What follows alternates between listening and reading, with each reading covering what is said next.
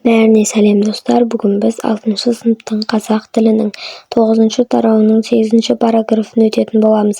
Бүгінгі біздің тақырыбымыз Конгерс кітапханасы. Бірінші тапсырма. Мәтінді оқыңдар. Алдыңғы тақырыптағы мәтінмен салыстырып, мазмұндық және тілдік ерекшеліктерін анықтаңдар депті.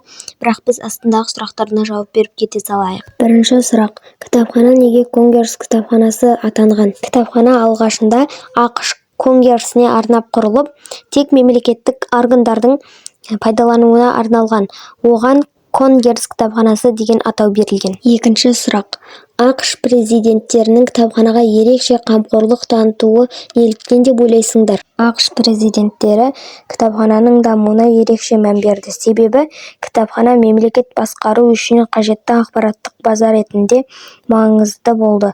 Президенттер кітап қорын кеңейту арқылы ғылым мен білімді қолдады.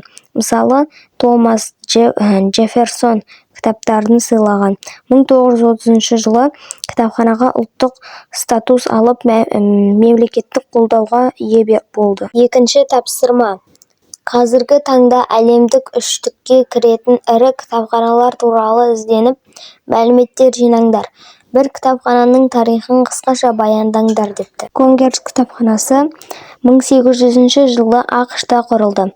Алғашында 740 кітабы болса, кейін Томас Джефферсон өз жинағын қосып, кітапхана қоры ұлғайды. 1870 жылы қабылданған заң кітаптың бір данасы осы кітапханаға берілуі тиіс болды. Қазір бұл әлемдегі ең ірі кітапхана саналады. Оның кітап сөрелерінің жалпы ұзындығы 850 шақырымнан асады. Осылайша Конгерс кітапханасы тек ақш-та ғана емес, бүкіл әлемдегі ең ірі және маңызды кітапханалардың бірі болып саналады. Үшінші тапсырма. Істеулерді қатыстырып, берілген деректерді қайта жазыңдар депті. Осы берілген сөздерге істеулерді қатыстырып жазып шығамыз. Конгерс кітапханасындағы кітап сақталған сөрелердің ұзындығы шамамен 850 шақырым. Кітапханадағы жалпы ресурс қоры 130 миллионнан астам. Конгерс кітапханасындағы басылымдар 470-тей өлі және тірі тілдерге берілген. Кітапханадағы құнды қолжазбалардың қоры 58 миллионға жуық. Карталар мен атластар коллекциясы 4,8 миллионнан асады.